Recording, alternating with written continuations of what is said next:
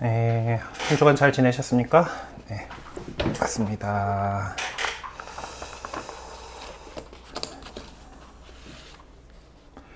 오늘 또 함께 우리 성소모짜리 이제 사도행전 나갈 차례인데요. 오늘 시작 기도로 주님의 기도 같이 하고 시작하도록 하겠습니다. 성부와 성자와 성령의 이름으로 아멘. 하늘에 계신 우리 아버지의 이름이 거룩히 빛나시며 아버지의 나라가 오시며 아버지의 뜻이 하늘에서와 같이 땅에서도 이루어지소서. 오늘 저희에게 일용할 양식을 주시고 저희에게 잘못한 일을 저희가 용서하오니 저희 죄를 용서하시고 저희를 유혹에 빠지지 않게 하시고 악에서 구하소서. 아멘. 성부와 성자와 성령의 이름으로 아멘. 예, 그래요. 지난주에 그 KT의 인터넷 대란이 딱 저희 시간에 이렇게 터지는 바람에 중간에 이제 튕겨 나가신 분들 있었을 겁니다. 또 그 SKT를 사용하시는 분들은 이나 뭐 다른 인터넷 서비스 LG나 뭐 이런 것들 케이블 그쪽을 하여튼 KT망과 관련 없는 망을 사용하시는 분들은 그래도 다시 들어오셨는데 KT 쓰시는 분들 다 못 들어오셨을 거고, 이제 유튜브에다가 올려놓은 영상으로 이렇게 그 공부하셨을 거라고 이제 생각합니다. 지난주에, 이게 뭐 한 반쯤 못 들어오셨기 때문에 이제 나눔을 진행을 안 하고 조금 그 빡빡했던 진도를 다 나가 버리긴 했습니다. 예, 오늘은 이제 그 15장 사도행전을 이제 살펴볼 차례입니다. 네, 사도행전 이제 같이 보도록 할게요. 자, 일단 저자, 뭐 우리는 이 그 사도행전의 이제 저자와 루카복음의 저자가 같은 사람이다. 왜냐면은 루카복음서 1장 시작할 때도 그렇고 사도행전의 1장을 시작할 때도 그렇고 이제 그 수치인으로서 테오필로스라고 하는 사람을 언급을 하고 있죠. 1장 3절, 1장 1절을 통해서 테오필로스라는 사람을 이 수치인으로 되어 있다라는 것을, 그리고 루카복음서 서문의 내용 일부가 사도행전 서문에서 다시 사용하고 있는 것으로 보아서 이 사도행전 루카복음서의 후속편, 2편이라고 이제 할 수 있다라고 이렇게 볼 수가 있겠습니다. 문체 또한 이제 유사한 문체고 용어도 그래서 이제 루카복음서 저자와 사도행전의 저자는 같은 사람이다라고 우리는 쉽게 추정을 해볼 수가 있겠죠. 자, 그러면은 왜 적었는가? 저술 목적. 루카복음서와의 관계는 오늘날의 일반적인 견해 다 이제 루카복음서와 사도행전을 묶어서 한 권의 책으로 보는 것이 오늘날의 일반적인 견해고, 그 책의 첫 부분을 복음서로, 두 번째 부분을 사도행전으로 보고 있습니다. 그러니까 예수님 사건의 기쁜 소식을 선포한 복음서와 세상 끝까지 이 기쁜 소식이 복음이 어떻게 선포되었는지를 보여주는 이 사도행전은 이제 각각 비슷한 분량의 두 부분으로 이렇게 나누어져 있습니다. 비교해 보면은 이렇게 볼 수가 있죠. 자, 복음서의 첫 부분은 갈릴리아에서 복음 선포를 목적으로 12 제자에게 선교 사명을 맡기는 내용으로 이렇게 이제 종결이 된다라고 보면은, 사도행전의 첫 번째 부분은 예루살렘에 초점을 두면서 거기에서 중추적인 역할을 함으로써 하는 사람으로 그 12 사도들의 으뜸인 베드로가 부각이 됩니다. 자, 복음서의 두 번째 부분은 이 12 도데카 12명 뿐만 아니라 72명의 제자에게 복음을 선포하도록 파견하는 내용으로 시작을 합니다. 그리고 사도행전의 두 번째 부분은 그러니까 이 12를 넘어서서 다른 제자들에게 그 파견된 것처럼 이방인들의 사도인 바오로가 그 구심점을 이제 사도행전의 두 번째 부분에서는 주인공이 이제 바오로가 되죠. 바오로는 다른 그 앞에는 베드로가 중심이 되었다면 뒤는 바오로가 중심이 됩니다. 그래서 이 사도행전의 두 번째 부분에서는 이 복음을 선포하는 데 있어서 어떤 그 지형적인, 지리적인이라고 표현하는 게 나을 것 같아요. 어떤 지리적인 제한이 더 이상 있을 수 없는 모습을 전해줍니다.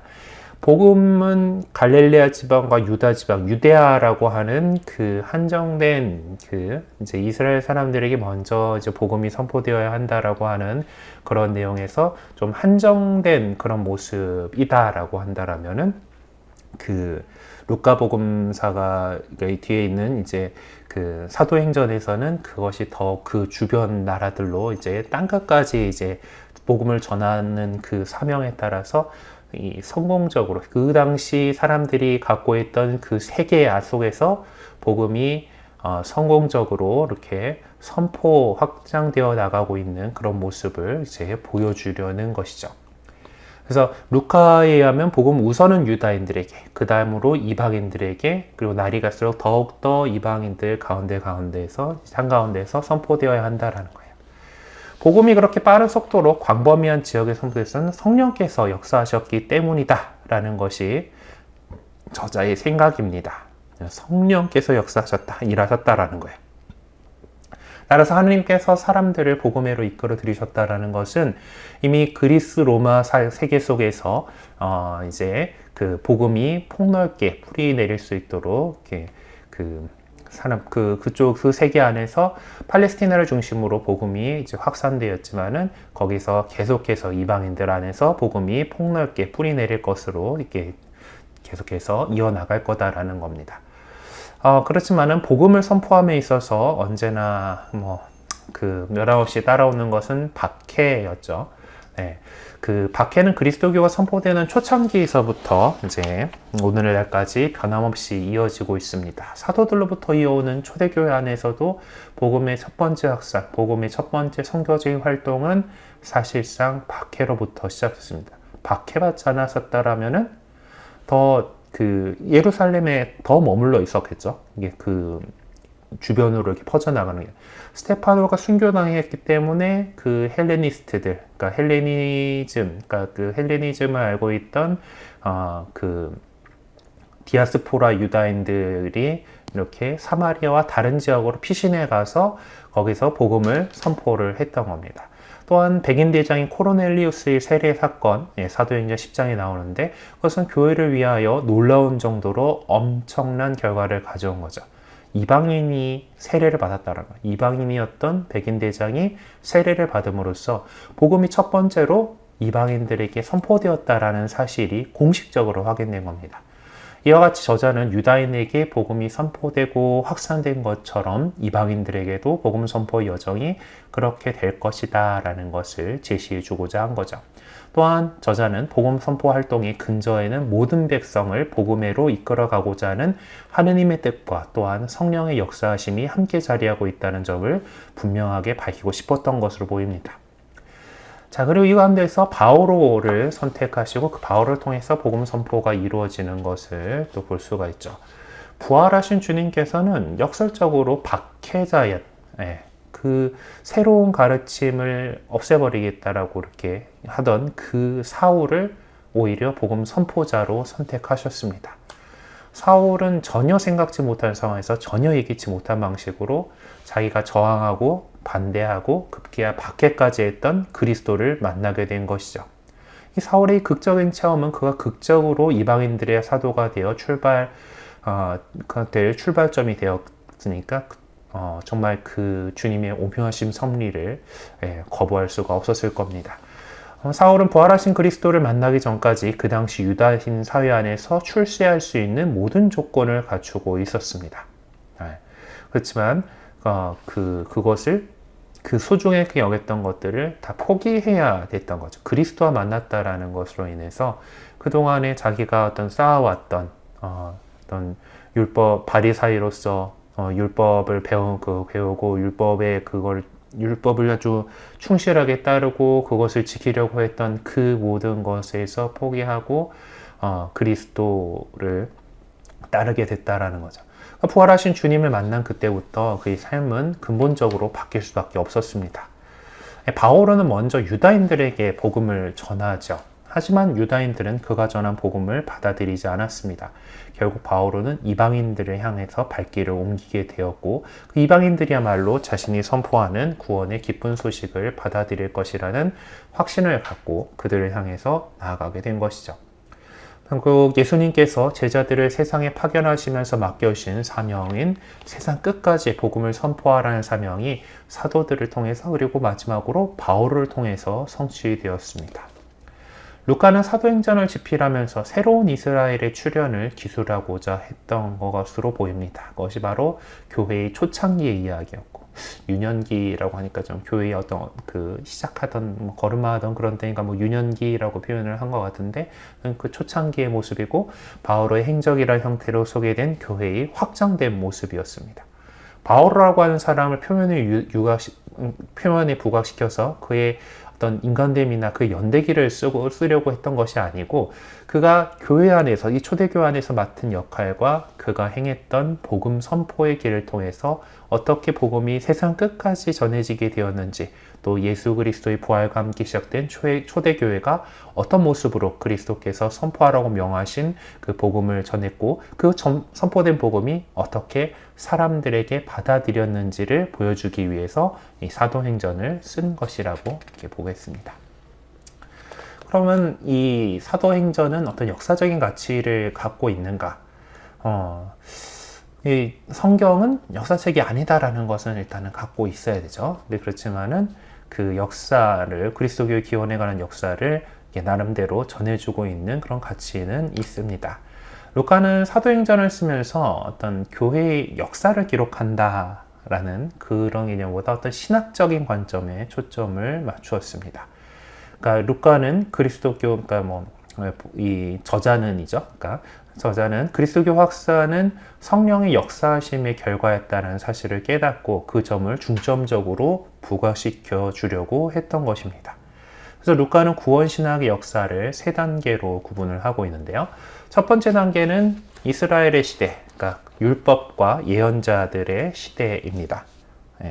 그리고 두 번째 단계는 이제 이 세상의 역사 안에 존재하셨던 예수님의 시대인 거죠. 그러니까 예수님께서 오심으로 오셔서 우리와 함께 사시면서 가르침을 주셨던, 그러니까 복음서가 전해주고 있는 내용이고, 그리고 이제 사도행전이 전해주고 있는 교회의 시대고 성령의 시대다라는 그런 겁니다. 그래서 루카 복음서가 구원 역사에 관해서 다른 복음서들보다 더 세부적으로 구체적으로 언급하고 있다는 것을 알 수가 있습니다. 다른 공간 복음서들이 구원 역사를 어떤 두 단계로서 이제 언약의 시기와 언약이 성취되는 시기로 구분하고 있다라고 하면은, 루카 복음서는 이 언약이 성취되는 시기를, 이 시기조차도 두 단계로, 곧 예수님께서 계셨던 예수님의 시기와 교회의 시기, 또 성령이 내리심으로부터 이제 예수님께서 영광스러운 모습으로 오실 때까지, 재림 때까지 그 시기로서 이렇게 나눠보고 있습니다. 사도행전은 구원의 역사 안에서 이 세 단계 가운데 마지막 단계의 그 세 단계 가운데서 세 번째 단계, 마지막 단계의 초기 모습을 전해주는데 그 목적이 있다라고 하겠습니다. 한마디로 사도행전은 초대교회의 생활상을 소개하는 어떤 세속적인 역사나 교회론적인 역사를 다루기보다는 어떤 이 구원의 역사를 다루고 있다라고 할 수가 있습니다. 물론 그리스도교가 이 역사 안에 있는 역사적인 종교라는 것은 분명합니다. 하지만 사도행전의 저자는 어떤 그런 구원과 관련해서 어떤 구원의 역사를 전해주려고 했기 때문에 사도행전의 내용들 안에는 역사적인 정확성, 그러니까 지금 현대의 어떤 역사학으로 볼 때 어떤 그런 정확성이 분명치 않은 경우들을 찾아볼 수가 있습니다. 그래서 사도행전이 전해주는 제보들 가운데의 상당 부분은 바오로 서간의 도움을 빌려야 이해되는 경우도 많이 있습니다. 바오로 서간들은 초대교회 공동체 안에서 제기된 문제점들에 대해서 응답한 것을 그리스도를 출발점으로 삼아서 답변을 해주고 있어요. 루카는 사도행전을 집필하면서 바오로 서간들을 이용하지는 않았기 때문에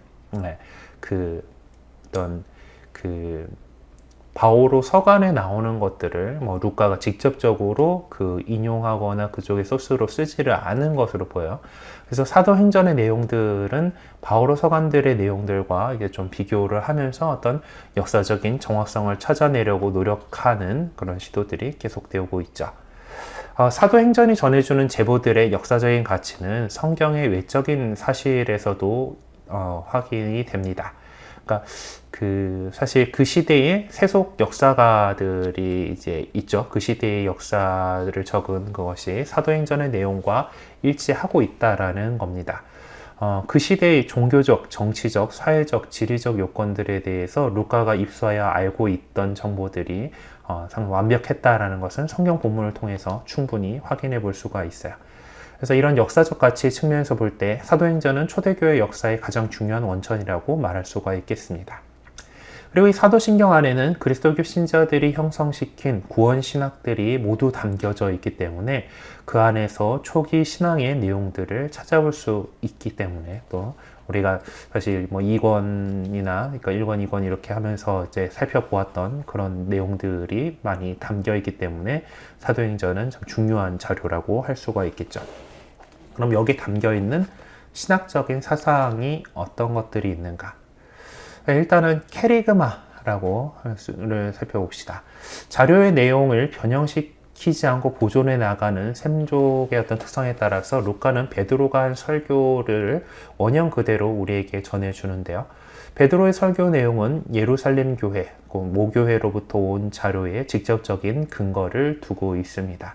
즉 사도행전 전반부에 나오는 4개의 설교들, 아마 우리가 예전 그 책들 앞에서 많이 살펴보았었던 그 설교들은 예루살렘 교회의 원초적인 캐리그마에 근거하고 있는 것입니다. 여기서 우리는 상호 보완적인 성격을 갖고 있는 4개의 설교 내용들을 통해서 초대교회의 사도적인 캐리그마의 내용들을 요약해 볼 수 있겠는데요. 그것들을 차근차근 보죠. 첫 번째로 구약에서 예언된 언약이 성취될 시기가 가까워졌다라는 선포입니다. 그 언약이 그래서 그런 언급이 사도행전 2장 16절, 3장 18절, 3장 24절에서 이렇게 나오고 있는데요. 유다인 지도자들은 예언자들이 예고한 것이 이루어진 순간이 바로 메시아의 날이 도래하는 때라고 생각해 왔었는데 사도행전의 저자는 그러한 랍비들의 생각을 배후에 놓고 예수 그리스도 안에서 그 언약이 성취될 순간이 목전에 와 있다라고 선포를 한 것이죠. 그리고 둘째로 예언자들의 예언은 다윗의 후손이신 예수님의 직무와 죽음 그리고 부활을 통해서 하나님께서 이루신 계획에 맞게 성취되었다라는 것.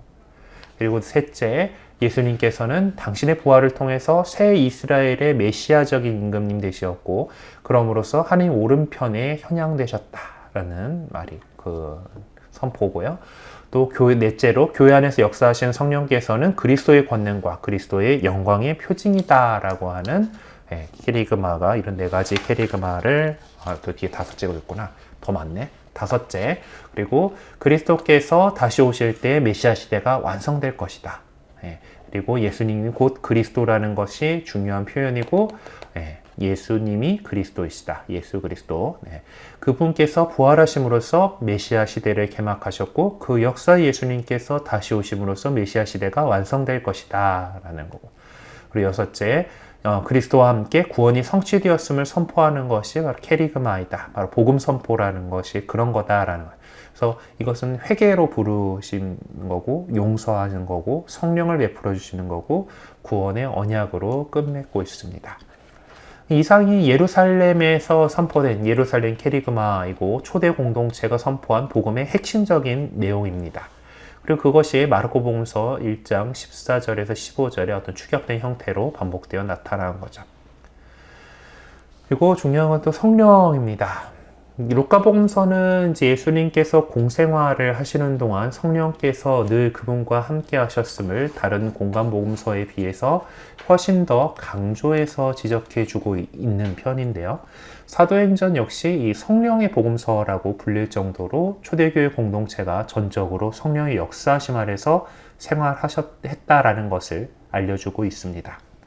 성령은 그리스도께서 언약해 주신 메시아 시대의 특징적인 선물로서 제자들의 믿음을 강하게 하시고 그들이 증언자로서 사명을 완수할 수 있도록 해주셨습니다. 성령을 보내주시겠다라는 그리스도의 언약은 오순절에 성령 안에서여서 세례라는 모습 안에서 구체적으로 성취되었죠. 예수님께서 요한으로부터 세례를 받으심으로써 메시아로서의 공생활을 시작하신 것처럼 제자들에게 주어진 성령의 세례는 교회의 시대를 여는 출발점이 되었습니다. 베드로는 오순절 설교에서 성령 강림의 성경적 근거로 요엘 예언자의 말 3장 1절에서 5절을 제시하면서 예수님께서 하신 언약이 이루어졌음을 강조하고 있습니다. 또한 이 설교에서는 이 성령 강림의 은총이 첫 번째 부르심을 받은 12사도에게만 주어지는 것이 아니라 그리스도를 믿는 모든 이에게 내려진 것이라는 그런 죄송합니다. 카메라를 건드려 버렸네. 네, 내려진 것이라는 보편성의 사상이 강조되고 있는 것이죠.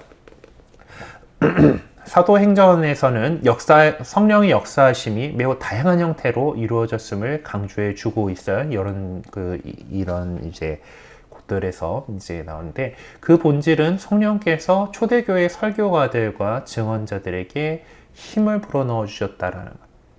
뿐만 아니라 성령께서는 사도들과 초대교회 책임자들에게 나아가야 할 삶의 방향을 구체적으로 제시해 주셨고, 또한 교회 안에서 야기된 문제를 해결하는 데 있어서나 어떤 선교 여행을 준비하는 데 있어서도 그들을 몸소 이끌어 주셨습니다. 사도행전에서 이제 보면 성령께서 말리셨기 때문에 성령께서 어디로 가라고 했기 때문에 하는 식의 표현들이 이렇게 나오고 있죠. 요컨대 사도행전이 전해주는 성령의 역사하심은 초대교회 탄생으로부터 시작해서 초대교회가 걷게 될 여정 하나하나를 이끌어가는 것으로 묘사되고 있습니다.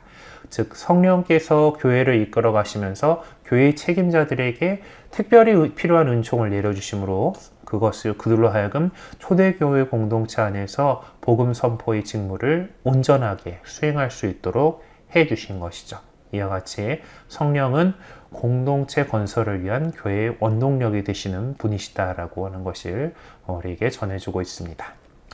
자, 그 다음에 다음 부분은 그리스도의 인성에 대한 부분이죠. 그리스도는 부활하신 분을 지칭하는 표현인데 사도행전은 부활하신 그리스도의 인간성에 대해서 강조해주고 있습니다.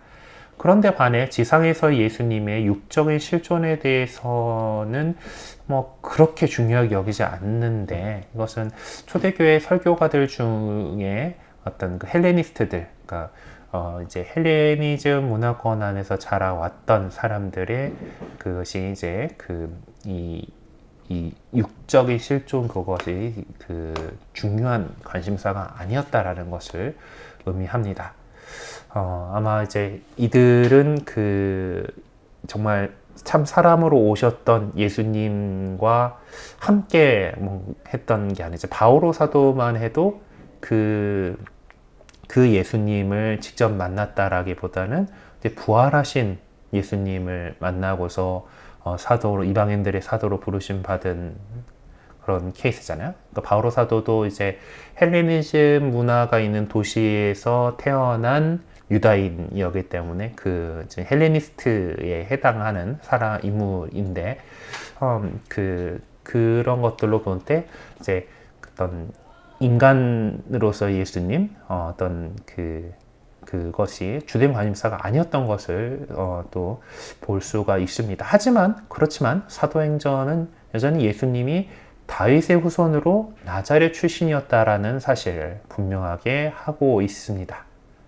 언급하는 부분들이 이렇게 여러 가지가 있죠. 그리고 예수님의 어머니와 형제들에 관해서도 언급을 하고 있습니다.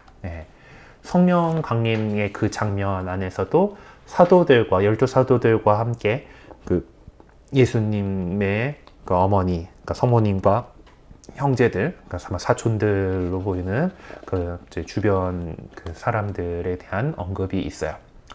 그리고 예수님의 업적과 가르침에 관해서도 전해주고 있습니다. 그리고 예수님의 순환과 죽음과 부활은 사도행전 속에서도 가장 중요한 자리를 차지하고 있는 것을 볼 수가 있어요.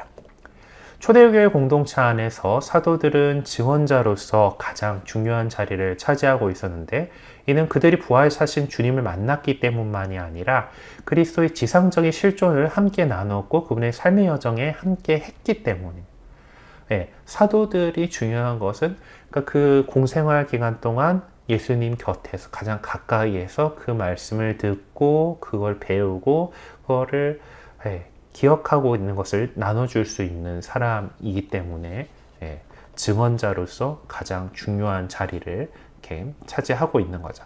그래서 예수 그리스도의 부활에 대한 믿음은 예수님의 지상의 삶에서부터 출발을 하게 되는 거고, 따라서 십자가에 못 박히신 그분이 무덤에 묻히셨고, 무덤에 묻히신 그분을 하나님께서 되살리셨다라는 것이 사도행전 전반부에 흐르는 사상입니다. 네. 우리가 그분을 하나님께서 일으키셨다.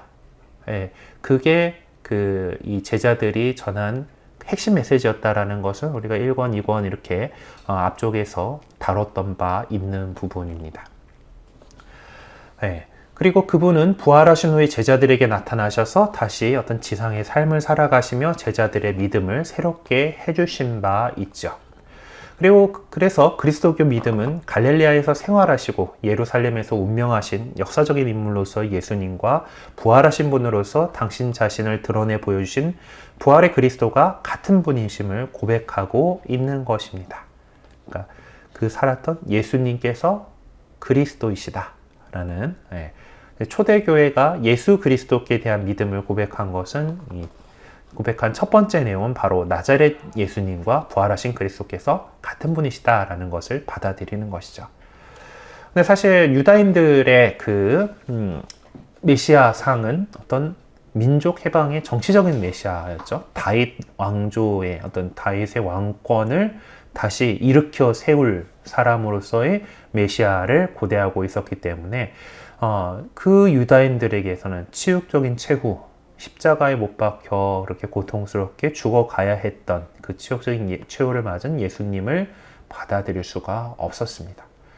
근데 초대교회 공동체 구성원들은 대부분 과거에 유다인이었던 사람들이었죠. 유다이즘의 어떤 바탕을 두고 있습니다. 따라서 이 유다인들로 구성된 초대교회 공동체는 사람이 되신 예수님이 부활하신 그리스도와 같은 분이시다라는 사실을 강조할 필요가 있습니다. 그렇게 십자가에 못 박혀서 돌아가신, 여러분들이 나무에 매달아서 죽인 그분을 하느님께서 부활시키셨다, 일으켜 세우셨다라고 하는 것을 강조해야만 하는 겁니다. 그리고 부활하신 그 예수님께서는 하느님 오른쪽에 현양되어 승리한 어린 양의 모습을 하고 계신다라는. 그래서 예수님께서 부활하심과 또 하느님 오른쪽에 현양되는 영광을 통해서 하느님의 그 권능의 몫을 차지하신다라는 그런 내용이죠. 그분께서는 당신의 부활과 영광을 통해서 하느님을 계시하도록 성령을 보내주시오. 그래서 그분께서 죽은 자들로부터 되살아나셔 썩지 않는 존재가 되셨고 하나님 오른쪽에서 세상을 심판하실 심판자로서 다시 오실 것이다 라고 하는 것이 유다계 그리스도인들이 이제 예수님에 대해서 선포하는 그런 내용이죠. 베드로가 오순절 선교에서 하나님께서는 여러분의 십자가에 못 박은 이 예수님을 주님과 메시아로 삼으셨습니다 라고 말함으로써 예수님의 메시아적인 주님성이 그리스도의 현양을 통해서 드러났음을 밝혀주고 있습니다. 따라서 예수님의 이름을 선포한다는 것은 예수님께서 주님이시며 임금으로서의 권한을 부여받았음을 선포하는 것이죠. 예수 그리스도라고 하는 것에 대한 그 호칭의 그 내용이 그거다라는 예수님께서 그리스도이시다. 근데 또 이 주님이라는 호칭에는 또 다른 의미가 담겨 있습니다. 메시아라고 하는 호칭은 어떤 유다인적인 호칭이었기 때문에 사실 이방인들에게 있어서는 큰 의미가 없었죠. 기름 부음 받으신 자. 유다인들에게 있어서는 예언자도 그랬고 임금님도 그랬고 사제도 그렇고 그렇게 기름 부음 받음이라고 하는 축성을 통해서 세워졌다라고 하는 그런 배경이 있지만은 다른 이방인들에는 기름 부음 받은 자가 갖는 어떤 이게 없어요. 없는데 주님이라는 키리에라고 하는 이 주님이라고 하는 호칭은 오히려 더 설득력이 있었습니다. 또한 사도행전에 나오는 이 주님이라는 호칭은 하느님을 지칭하기도 하고 때로는 예수님을 지칭하기도 하는데 이렇게 좀 애매모호하게 이 호칭을 사용하고 있는 것은 초대교회 공동체가 예수님을 하느님으로 인식하고 있었음을 보여주는 것이죠. 한편 팔레스티나 지방뿐만 아니라 소아시아 전체가 로마의 지배를 받고 있던 당시 사회에서 이 주님이란 개념은 절대적인 왕권을 의미했습니다.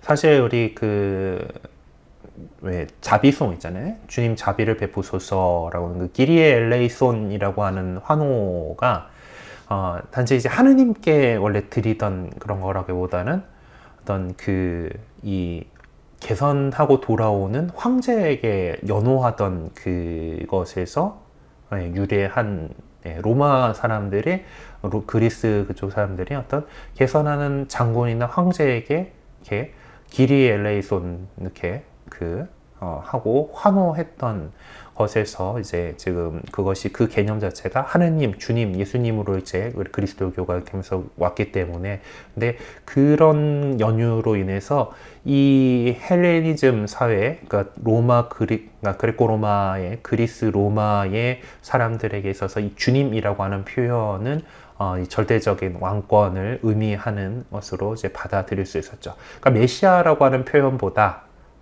주님이라고 하는 이 표현이 이방인들에게는 더 강렬한 효과를 줄 수가 있었습니다. 알고 있는 개념이기 때문에 그래요.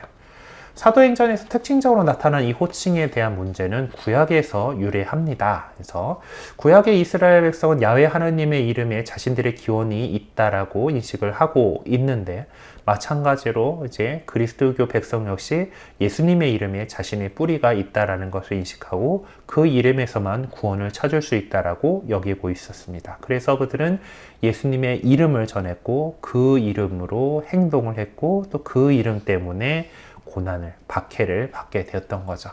따라서 예수님의 이름을 부른다는 것은 실제로 예수님이 하느님이시다라는 것을 인정하고 받아들이는 것으로 그분을 주님이라고, 나의 주님이라고 하는 것은 그분을 하느님이다라는 거 인정하는 것이죠. 그러니까 사실 이 구약에서 이제 하느님의 이름에 자신의 기원이 있다라고 이렇게 표현을 하게 했지만은 이 야훼라고 하는 이 명칭에 그 신명 4글자, 4글자라고 이제 하는 그 하느님의 이름을 함부로 올리지 못했기 때문에 아도나이라고 이렇게 불렀고 나의 주님이란 뜻이고 그것이 히라버로 이제 번역을 하면서 키리에라고 하는 키리오스라고 하는 주님이라고 하는 그 단어로 이렇게 인식을 하게 된 거죠.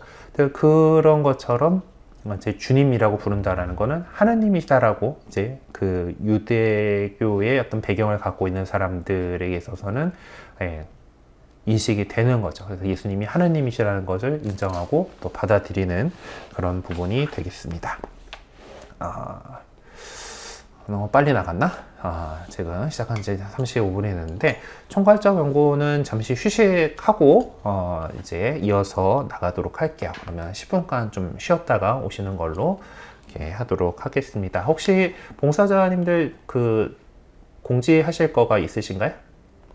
없습니다. 네. 그러면은 한 10분 쉬었다가 우리 다시 오도록 하겠습니다.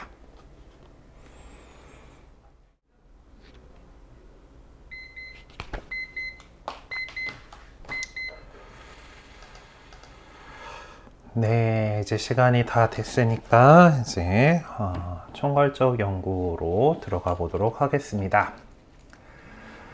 네, 사도행전의 내용을 전체적으로 개관하는 것이 이제 인데요. 일단 사도행전의 문학적인 구조부터 살펴보겠습니다. 이 사도행전을 전체적으로 간략하게 도식화해 본다라면은 이렇게 처음에 서론이 있고 그 다음에 어떤 교회가 어떻게 확장되어 갔는가에 대해서 하면서 첫 번째 부분, 두 번째 부분이 있습니다. 그러니까 첫 번째 부분 아까 얘기했던 대로 베드로가 중심이 된 이제 12 사도들의 이야기이고 그리고 두 번째 부분은 이제 바오로가 어떤 이방인의 사도로서 자신의 역할을 해나가는 그런 부분들이 되겠습니다. 그리고 전던 마무리하는 부록으로서 이제 28장 30절과 31절이 이렇게 있다라고 이렇게 얘기해 볼 수가 있습니다. 그래서 이것을 요약을 해보면은 예수 그리스도의 부활과 함께 시작된 예루살렘 모교회로부터 출발해서 그리스도교 사건을 선포하는 첫 번째 복음 선교가 이루어지게 되고, 여기에 사울이라고 하는 이 새로운 인물이 하느님 계획 속에서 선택되는 것이죠. 이방인들을 향한 사울과 바오로가 같은 사람이죠. 바오로의 선교가 이제 예루살렘 무교회라고 하는 어떤 지리적인 테두리를 벗어나서 새로운 세계를 향해서 나아가게 되고, 바울은 결국 그리스도의 포로, 그리스도께 사로잡힌 죄수로서, 되게 좀 표현이 그렇긴 한데, 하여튼 그리스도께 이제 사로잡힌 사람으로서 어떤 열정을 다해서 복음을 선포하게 됩니다. 그럼 전체적인 구성을 한번 봅시다. 사도행전은 서론과 부록을 제외하면은 1장 12절부터 15장 35절까지, 15장 36절부터 28장 29절까지를 나누어 볼 수가 있는데, 일단 두 번째 부분부터 살펴보도록 하겠습니다. 이방인의 사도로 공식적으로 인정받게 된 바오로는 두 번째 선교 여행을 떠나면서 바르나바에게 이렇게 얘기하죠. 자, 우리가 주님의 말씀을 전한 모든 고을로 형제들을 찾아가 그들이 어떻게 지내고 있는지 살펴봅시다 라고 말합니다. 이러한 선교 여행은 지역교회들을 살펴보는 계기가 되고, 훗날 또한 또 지역교회들이 안고 있던 문제점들을 가까이 살펴보면서 훗날 지역교회들에 보낼 서간을, 편지를 보낼 준비를 하는 기회가 되고 있죠. 그러니까 가가지고 이렇게 그들을 살펴보고 가르쳐주고 이렇게 하면 좋겠지만, 바오로 사도나 다른 사도들도 뭐 몸을 막 여러 개로 나눠가지고 갈 수 있는 것도 아니고, 그때가 지금처럼 막 그 교통수단이 발달돼가지고 뭐 비행기 타고 휙 하고 갈 수 있는 것도 아니고, 한참 걸어가든지 한참 배 타고 가든지 해야 되던 시절이니까. 근데 그 안에서 이 지역교회들을 이제 살펴보고 그 문제점들을 해결해 주기 위해서는 편지를 보내는 것이 그 당시로서는 최선의 방법이었죠. 네. 그리고 이 두 번째 부분에서는 안티오키아에서 예루살렘 이르기까지, 또 그래서 맨 마지막에 결국 로마에까지, 그 당시 그 가장 그 지중해 연안권 국가 안에서 가장 그 강한 나라의 수도인 로마에까지 바오로가 어떤 과정을 거쳐서 복음 선포의 사명을 수행했는가라는 것을 보여줍니다. 사도행전의 첫 번째 부분은 바오로 중심의 이 두 번째 부분과는 달리 좀 여러 가지 이야기들이 좀 모자이크처럼 연결되어 구성되어 있습니다. 어떤 일관적으로 쭉 이렇게 따라간다라기보다는 이 이야기 이렇게 가지고 이제 되어 있어요. 그럼에도 불구하고 각가지 이 에피소드들은 그리스도교의 보편적 확장이라는 주제를 중심으로 유기적으로 연결되어 있습니다. 또한 루카복음서와 사도행전이 모두 테오필로스, 우리 지금 무슨 뜻인지 아시죠? 이제 하느님을 좋아하는 사람, 하느님을 사랑하는 사람에게 헌정되고 있습니다. 사도행전의 첫 번째 부분이 루카복음서의 마지막 부분을 요약해주고 있다는 것을 감안하면은 이 두 저서, 루카복음과 사도행전은 함께 모아졌을 때 비로소 완전한 하나의 작품이다라고 할 수 있겠습니다.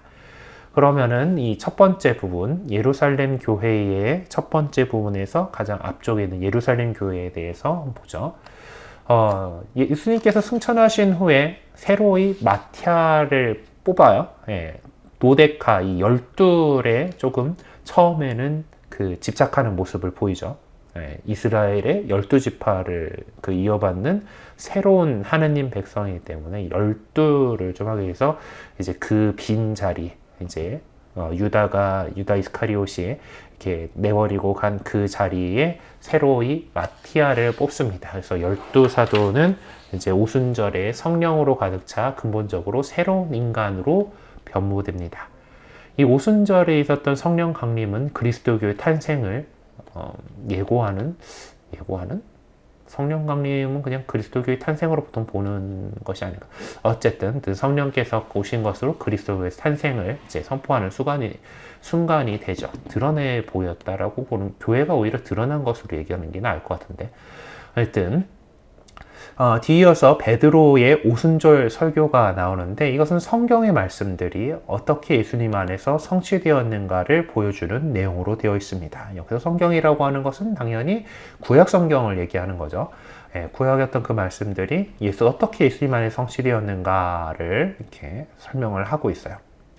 그래서 바로 이것이 사도적인 복음 선포의 본질적인 내용이다라고 예수님께서 바로 그 모든 것을 그 모든 예언, 율법과 예언이 이제 예고했던 그것이 성취하신 분이다라는 것이죠.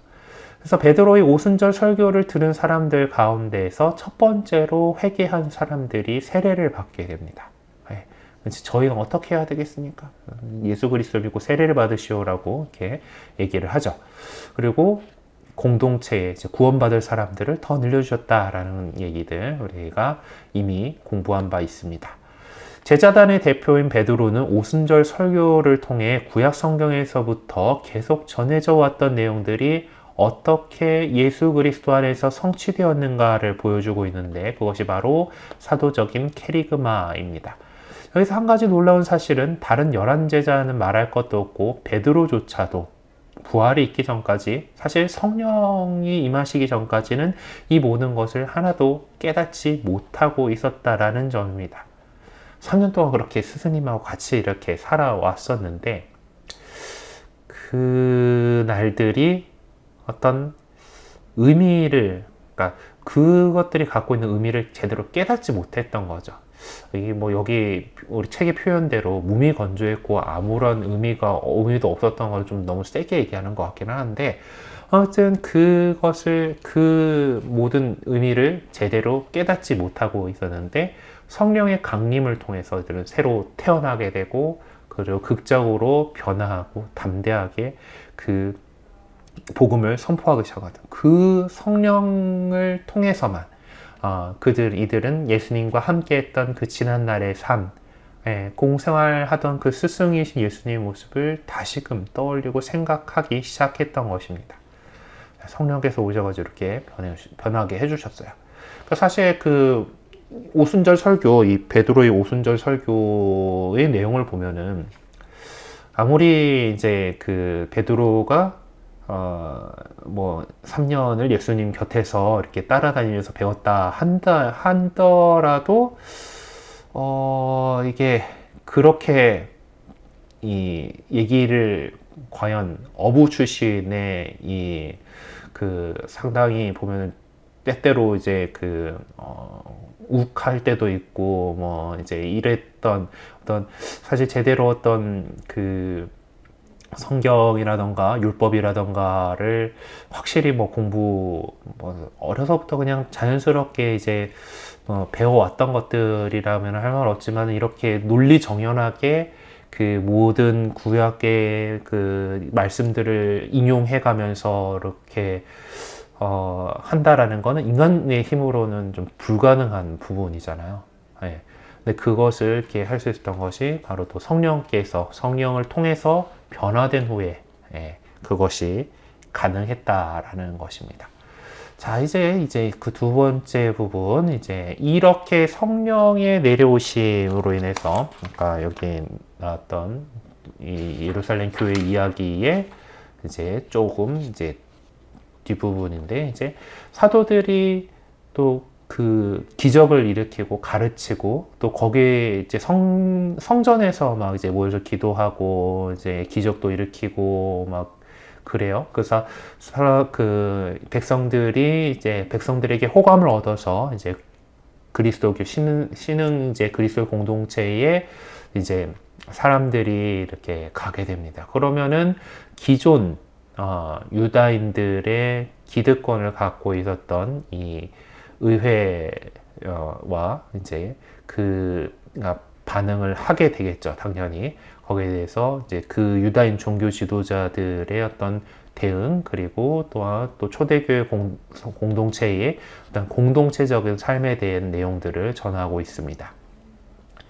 모세의 율법이 지배하던 시대, 그러니까 사실 유다인 종교 지도자들의 영향력이 아주 막강했던 그 시대에 이제 새로 싹트기 시작한 그리스도교 공동체 안에서 나오는 이런 놀라운 기적들,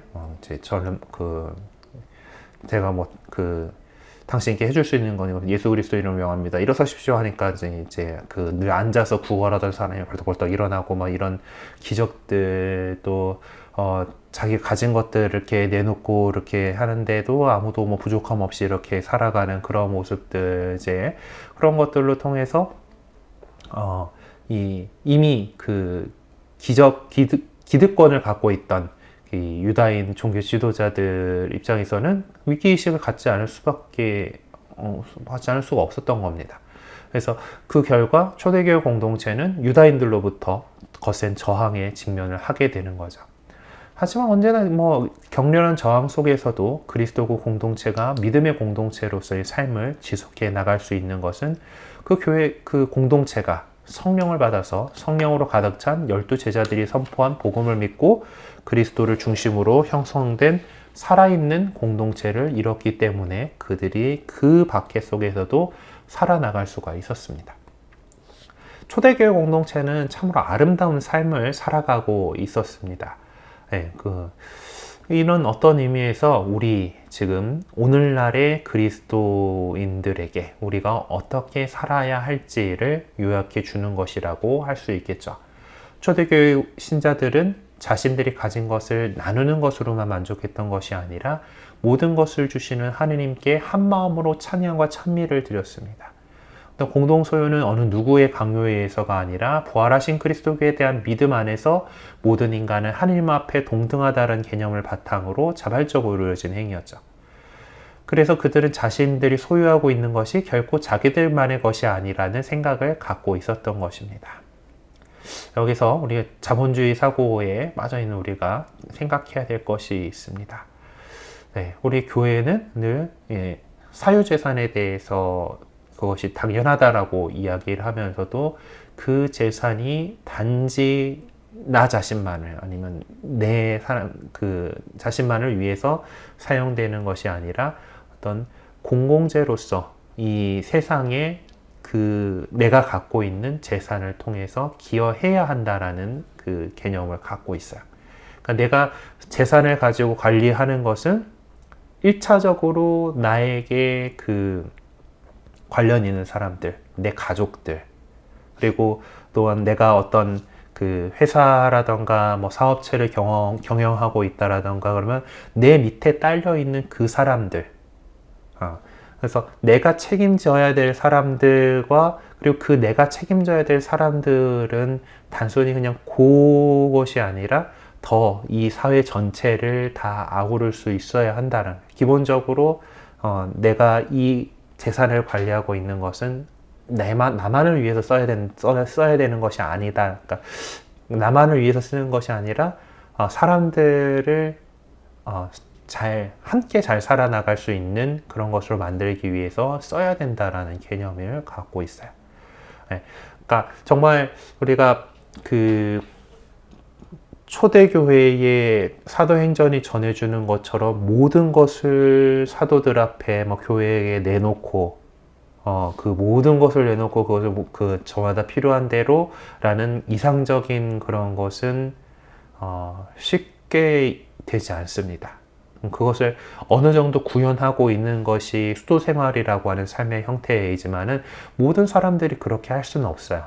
그렇기 때문에 자신이 갖고 있는 재산을 이렇게 잘 하느님 뜻에 맞게끔 사용할 수 있는 것, 그것이 우리가 이 사도행전에 나오는 초대교회 공동체의 그 모습을 바라보면서 해 나가야 되는 거죠. 그래서 정말 그 진정한 나눔의 의미와 실천에 대해서 깊이 묵상을 했으면 좋겠습니다. 그러고서 나에게 맡겨진 그 재산, 재화를 하느님 보시기에 좋은 모습으로 잘 활용할 수 있는 그런 우리가 됐으면 좋겠어요. 자, 이제 6장에서 12장 부분, 이제 첫 번째 선교를 대한 내용을 봅시다. 6장 1절에서 8장 3절의 내용들을 살펴보게 되면은 이제 사도들을 돕기 위해서 스테파노를 비롯한 7명 봉사자들, 디아코노이, 그러니까 오늘날로 하면은 이제 부재직에 해당하는 것으로 이제 보는데, 아무튼 봉사자라고 하는 이 직무가 이제 처음 설정이 되죠. 그리고 스테파노가 체포되고 고발당하고 스테파노가 증언하고 돌에 맞아 죽는 순교 이야기로 계속되면서 이 스테파노가 이제 첫 순교자로서 이렇게 이제 등장하게 됩니다. 하지만 이 스테파노는 의회에서 했던 그 최후 진술을 통해서 그리스도교 신자들은 유다인들이 준수했던 율법에 따라서 반드시 그렇게 살아야 될 이유가 없다라고 주장을 합니다. 그러니까 이 율법을 준수함으로써 나는 이걸 잘 지켰어 라고 하면서 어떤 외면적인 삶의 주안점을 두었던 유다인들에게 성경 말씀을 이용하면서 율법의 참된 의미에 대해서 역설한 거죠.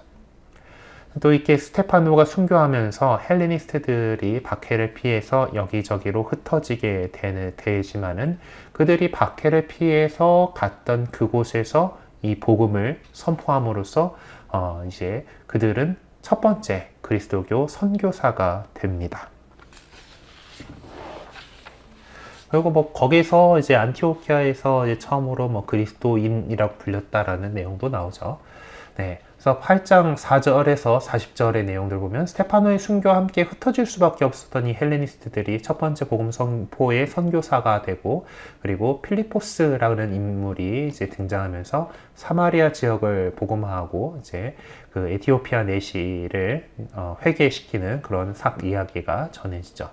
그리고 9장 1절에서 30절은 이 사울의 회개와 부르심에 관한 이야기를 전해줍니다. 그리고 9장 31절에서 11장 18절에는 이제 베드로가 팔레스티나 지방 해안의 그리스도교 공동체를 방문한 이야기를 전해줍니다. 이때는 베드로가 이제 백인 대장했던 코르넬리우스에게 세례를 주고 그 교회 공동체 안에 받아들이게 되죠.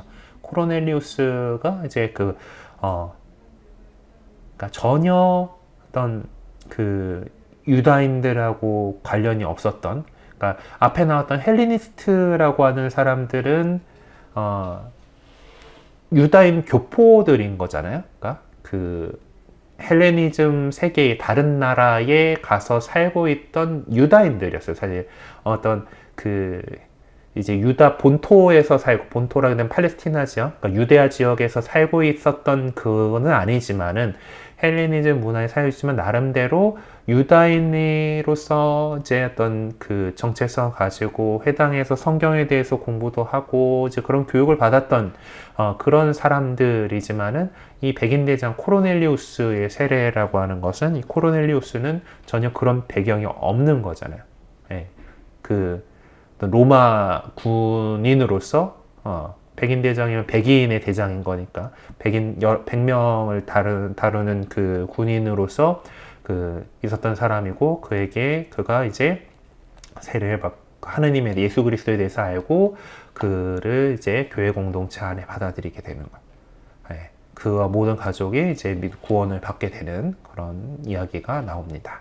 자, 그리고 11장 19절에서 이제 30절의 이야기가 이제 안티오키아에 이제 그들을 처음으로 그리스도인이라고 불렀다라고 하는 그리스도교 공동체가 이제 어떤 유다교의 어떤 그냥 새로운 가르침, 분파라는 것에서 아예 그냥 그리스도인이라고 하는 그들에 대한 새로운 명칭이 생겨난 곳이 안티오키아라고 하고, 바오로와 바르나바가 이 안티오키아를 중심으로 해서 선교 활동을 펼치게 되죠.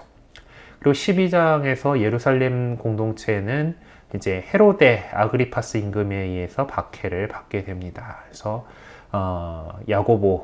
사도 야고보가 처형이 되고 베드로가 투옥되지만은 기적적으로 탈출을 하게 되죠. 그리고 헤로데 임금이 이제 또 카이사리아에서 숨을 거두는 그런 이야기들이 이렇게 나옵니다.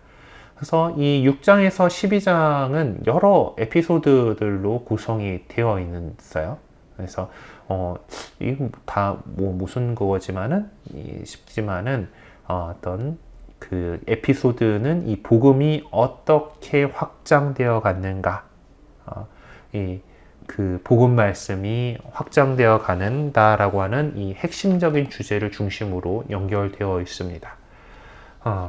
헬레니스트인 필리포스가 또 사마리아를 복음하면서 복음이 영역을 넓혀가게 되고, 에티오피아에서 왔던 네시가 필리포스의 설명을 듣고 회개하고 세례를 받으면서 또 이제 에티오피아로 돌아가 가지고도 복음을 전했겠죠. 그 이야기는 나오진 않습니다만은, 그리고 구원의 역사 안에서 정말 중추적인 역할을 하게 될 사울이 이제 또 그 중간에 이제 그 회개하는 장면이 이렇게 나오고, 또 베드로 사도가 또 여러 곳을 다니면서 했던 활동들이 나옵니다. 그리고 정말 이방인이었던 코르넬리우스가 교회 안에 이제 이렇게 들어오고, 또 안티오키아의 그리스도인이라고 하는 사람들로서 자신들의 어떤 정체성을 가진 공동체가 설립이 되고, 바오로와 바르나바가 이 선교 활동에 그 핵심 선교 활동을 해 나가는 그런 일들, 이렇게 해서 이 교회 공동체, 예루살렘에서 시작된 그리스도교의 교회 공동체가 이렇게 그 확장되어 나간다라는 핵심 주제를 중심으로 각각의 에피소드가 모여서 이렇게 이 부분을 이루고 있습니다. 그리고 13장에서 15장 35절에는 이제 바르나바와 사울의 이야기가 됩니다. 13장과에서 14장에서는 안티오키아 공동체에 의해서 바르나바와 사울이 이제 선교사로 파견이 돼요.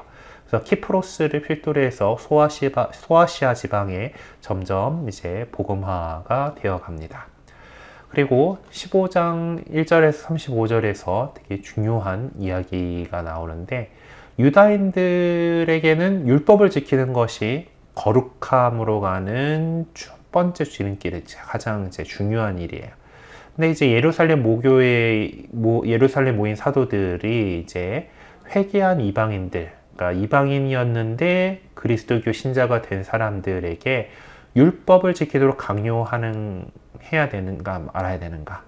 그러니까 율법은 이제 옛날의 법이긴 하지만은, 그래도 구약 성경 안에서는 하느님을 믿는다라면은 지켜야 할 것으로 할례도 받고 어떤 안식일 지키고 뭐 이런 것들에 대해서 지키도록 이렇게 하는 건데, 그리스도교인들도 기본적으로는 자신이 유다교라고 하는 그 살아오던 그런 게 있잖아요. 그랬던 사람들이 있고, 사울을 중심으로 해가지고 이제 그 유다인이 아니었던, 그렇게 회개하고 그리스도를 믿게 된 사람들에게 율법을 지키도록 해야 되는가에 대한 이야기가 나옵니다. 그래서 이 예루살렘 사도회의, 그러니까 그야말로 첫 번째 공의회라고 얘기할 수가 있죠. 예루살렘 사도회의를 통해서 그렇게 율법을 지키라고 할 필요 없다. 그러니까 목 졸라 죽인 짐승, 짐승의 피, 그리고 우상에 바쳐졌던 그런 것들은 피하라라고 하는 그런 훨씬 간략화된 어떤 필수적인 것들만 지킬 수 있도록 이렇게 가르치면 된다라고 하는 것으로 되죠. 그래서 이 순간부터 이제 바오로가 그야말로 위대한 복음 역사에 전적으로 자유롭게 투신할 수 있게 됩니다. 새로운 시대가 개막되고, 그 새로운 시대와 함께 바오로의 활약상을 이제 집중적으로 전해줄 사도행전의 2부가 펼쳐지게 되는 거죠. 자, 15장 36절에서 19장 20절에는 이제 바오로의 선교 활동이 이렇게 나옵니다. 그래서 바오로는 안티오키아를 떠나서 실라스와 티모테오 등과 더불어서 소아시아 지역과 코린토 등지를 돌면서 선교 여행을 한 다음에 안티오키아로 다시 돌아왔다가 에페소로 가게 되죠. 그리고 이제 그 뒷부분인데, 이제 여기서는 이제 바오로가 이제 체포돼서 계속 감옥에서 지내는 이야기들이, 그래서 결국 이제 로마로 가는 과정들이라고 해도 그런 건데, 그리스도의 포로라고 하는 제목을 달아놨네요. 자, 19장 21절에서 22절의 그 내용에서는 이제 바오로가 이렇게 선교를 하면서 이 교도에서 개종한 그리스도 신자들과 예루살렘 공동체와의 결속을 강화하기 위해서 그들 모든 그 교회 안에서 모금했던 헌금과 그 결과를 예루살렘에 있는 모교회에 알려주려고 그렇게 했습니다. 그래서 그리고 이 자신의 이 야심찬 시도를 위해서 자신의 생애를 투신해야겠다는 계획도 이야기를 하죠. 그러니까 곧 그 당시 세계의 중심지인 로마에 가서 복음을 선포하겠다라는 그런 내용입니다. 그래서 바오로는 복음을 선포하면서 항상 이제 지역교회 공동체와 예루살렘 모교회를 연계시키고 있어요. 네. 이렇게 그리고 또한 이제 바오로의 복음 선포 계획은 참 야심차 계획이라고 할 수 있죠. 이제 그 로마는 이 소아시아 전역을 지배하고 있던 막대한 제국이었는데 그곳에 복음을 선포하겠다라고 하는 것은 감히 이제 상상조차도 할 수 없는 일이었기 때문입니다. 상상할 수 없긴 했는데 어쨌든 바오로가 가기 전에 먼저 이제 그 로마에 복음이 전해지고 공동체가 있었던 것 같아요. 그 로마서의 내용을 보면은 어쨌든 뭐 사도행전에는 그렇게 드러나는 부분이 아니니까 이제 그리고 19장 23절에서 21장 26절에는 이제 에페소에서 일어났던 그 이야기들, 예. 그래서 그 데메트리우스라고 하는 그 사람이 이제 이 바오로가 이제 막 선포하는 이런 새로운 종교 이런 것들이 자신의 사업에 방해가 되기 때문에 막 장인들을 자극해서 막 혼란 이제 소동이 일어나게 되죠. 그리고 바오로는 이제 거기 나와서 마케도니아, 필리피, 밀레토스 등지를 이렇게 거쳐서 예루살렘으로 가서 야고보, 여기 야고보는 이제 아까 그 순교한 그 사도들 가운데 야고보가 아니라 이제 예루살렘 모교회를 이렇게 했던 주님의 형제라고 불리는, 아마 그 주님의 여러 사촌들 가운데에서 중요한 인물이 된 그 주님의 형제 야고보죠. 그 마중을 이제 받게 됩니다. 그래서 야고보를 만나고 이제 이런저런 이야기들을 나누게 돼요. 그리고 21장 27절에서 28장 29절에는 이제 그 헬레니스트 유다인들 가운데에서 이제 그러니까 바오로가 기본적으로 선교를 이제 여행을 떠나게 되면은 이 유다인들 공동체를 중심으로 이제 그 유다인들의 회당에서 이제 복음을 선포하고 이제 그랬는데 역시 이걸 받아들이지 못한 사람들이 있었던 거죠. 그들의 분노가 바오로에게 이르게 되고 이제 유다인들의 손에 넘겨가게 됩니다. 바빌론 유배 이후에 이제 다시 돌아오지 않고 그쪽에 살고 있던 디아스포라를 살고 있던 그 유다인들, 이제 뿌리는 유다인이지만은 사상적으로는 그리스 사상에 젖어 있던 이 사람들을 헬레니스트 유다인이라고 부르는데, 이제 그 바오로가 여러 곳에 복음을 전하면서 이들 유다인 공동체가 위기의식을 느끼고 이제 그 바오로를 이제 잡아가지고 같은 뭐 그렇게 해서 이 본토 유다인들에게 막 이제 넘겨주고 그 소란이 일어나고 막 그러니까 이제 바오로가 이제 로마 시민권을 활용을 해가지고 황제에게 상소하겠다라고 하고 막 이제 그래서 그 유다인들한테 잡혀가는 것이 아니라 일단 총독에게 잡히고 이제 로마에서 이제 로마로 가는 그 길을 이렇게 선택을 하게 되죠. 그래서 로마 황제에게 상소를 했기 때문에 또 그거는 로마인의 권리, 로마 시민의 권리로서 이렇게 가게 되는 그런 그랬나 봐요. 그래서 중간에 보면은 왜 총독이 한번 바뀌면서 이제 그 앞에 총독이 그 바오로를 그러니까 그 사건을 빨리빨리 진행을 안 하고 질질 끌고 있다가 이제 감옥에 가둬만 놓고 이렇게 있었던 그런 부분들이 있는데, 그래서 그 뒤에 온 총독이 딱 조사를 해보니까 이게 잡힐 일인가? 그냥 유다인들하고 사이에 뭐 어떤 그건데, 근데 이 사람이 황제에게 상소한 거가 아니라면은 그냥 풀려나면 될 거였는데, 그런 이야기가 나와요. 어쨌든 그렇게 해서 로마로 가게 로마로 끌려가지만은 또 그 기회가 바로 로마의 복음을 선포할 수 있는 기회가 됩니다.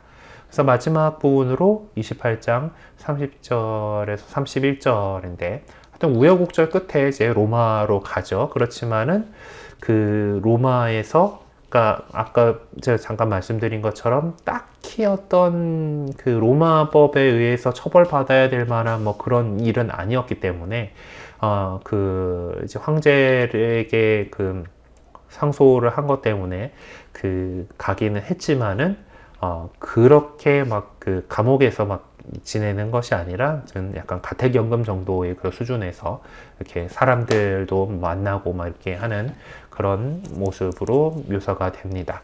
그래서 그 별 방해, 아무 방해도 받지 않고 담대하게 하느님 나라를 선포하면서 예수 그리스도를 증언하게 된다라는 그런 내용이 이 마지막 부분에 이렇게 나오게 되죠.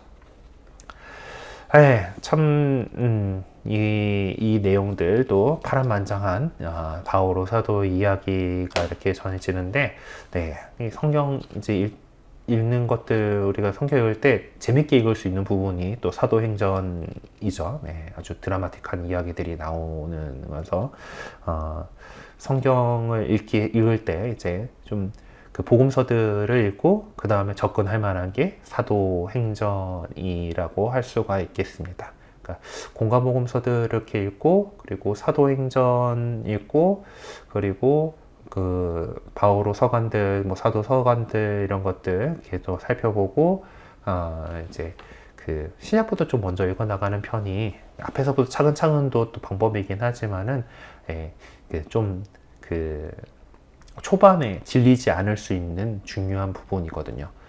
성경 통독할 때 이제 많이들 실패하는 거가 이제 그냥 앞에서부터 읽어요. 창세기부터 쫙 읽다가 탈출기 앞에까지는 재밌다가 율법 나오면 거기서 좌절하잖아 많이. 그 율법의 그 뭔가 조항들 이렇게 나오고 특히 이제 레위기 들어가면서 거기서 좌절 많이 하는데 사실 이 모든 것들을 하기 전에 이제 복음서부터 우리 신약의 백성이니까 그쪽부터 이렇게 읽어 나가가지고 신약들을 이렇게 보고 구약으로 넘어가가지고 이제 이런 내용들을 보고서 이런 배경 속에서 예수님께서 이런 얘기들을 하셨구나 이렇게 살펴보고 맨 마지막에 요한계문헌으로 이렇게 마무리 짓는 것을 많이 좀 추천하는 편입니다.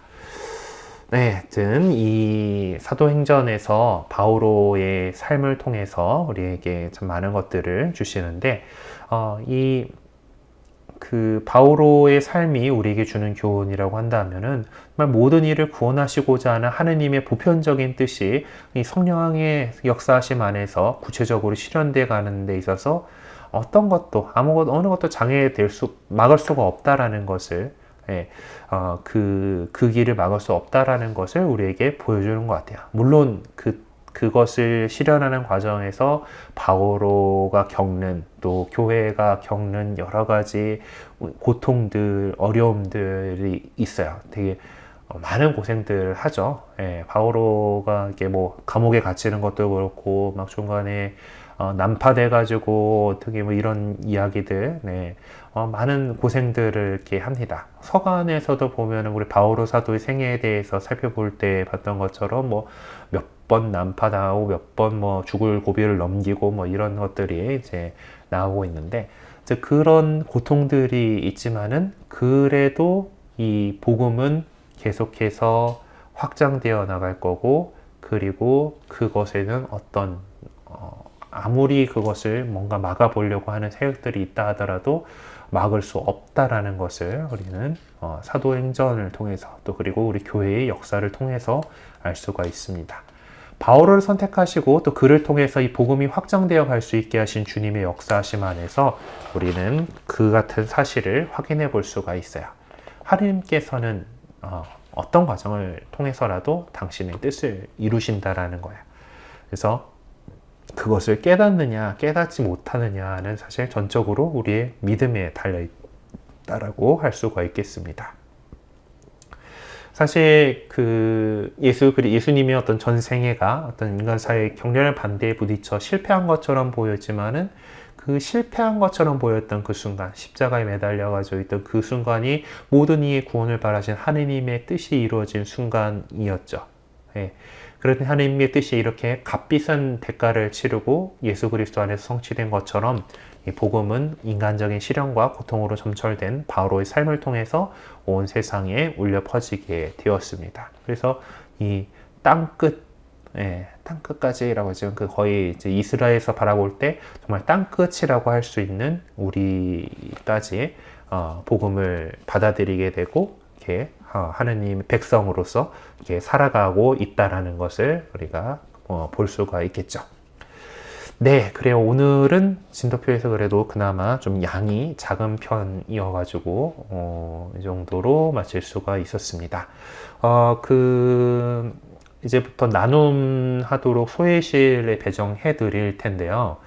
그 3조에 해당하시는 분이 지금 어떤 때문에 본인 일정 때문에 조금 참여를 못 하시는데 3조가 원래 3명이 배정이 돼 있어요. 그래서 4명이 보통 있던 2조에서 오늘 보니까 1조에도 1명이 안 계신데 그래서 2조에 계신 강정자 엘리사벳 자매님, 한경숙님, 박미옥 요한나님, 연희수 안나님 가운데 한 분이 좀 3조로 가주셨으면 하는데 좀 자원 먼저 받겠습니다. 네. 혹시 저 움직여도 괜찮아요 하시는